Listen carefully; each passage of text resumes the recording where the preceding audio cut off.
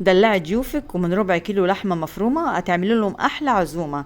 بصوا بقى الكفته المشويه اللي فوق البطاطس، وبصوا طاجن الرز المعمر. احلى اكله وجميله واحلى عزومه باقل امكانيات، زي ما انت شايفه كده حاجه جميله وتحفه. هنا بقى نقوله بسم الله. هنا كيلو الرز حطيت عليه كيلو هو لبن، وحطيت عليه كوبايه ميه ومعلقتين زبده ومعلقتين ملح صغيرين، وقلبتهم وسبتهم ايه نص ساعه كده واحطهم في الفرن. كده خلصنا الرز. خلصنا الرز يا ماما ليلى. هنا بقى بصوا جايبه من ربع كيلو لحمه مفرومه، فشرت عليها بصلايه زي ما انتم شايفين، وحبه كزبره ناشفه، وحبه توابل لحمه، وحبه فلفل اسمر، وحبه الملح.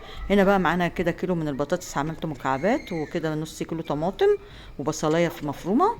كل الكلام ده على بعضه. معلقه توم مفرومه زي ما انت شايفه كده، معلقه هريسه طعمه هتوديكي في حته تانية، معلقه فلفل اسمر، ومعلقه الملح بتاعتنا، وهنقلب، ومعلقه كده كزبره ناشفه، وهنقلب كل الكلام ده مع بعضه، وحبه زيت. زي ما انت شايفه كده خلصنا البطاطس وعملنا ايه تتبيله حلوه. هنحط بقى الكفته كده نكوروها ونحطها فوق الوش، عشان دي عايزاها ايه هحطها تحت الشوايه في الاخر، تبقى طعم الكفته ايه مشويه. فوق الوش كده، انا قصدي احطها فوق الوش عشان تديني طعم جميل. هنا بعد ما تستوى هنقوم حطها بقى ايه في تحت الشوايه.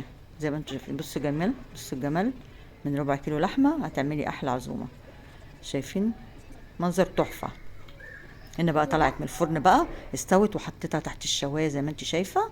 بقت طعمها وريحتها بقى جنان قلب الدنيا، واكله جميله وما فيش. شايفين من ربع اللحمه عملنا تحفه صينيه جميله.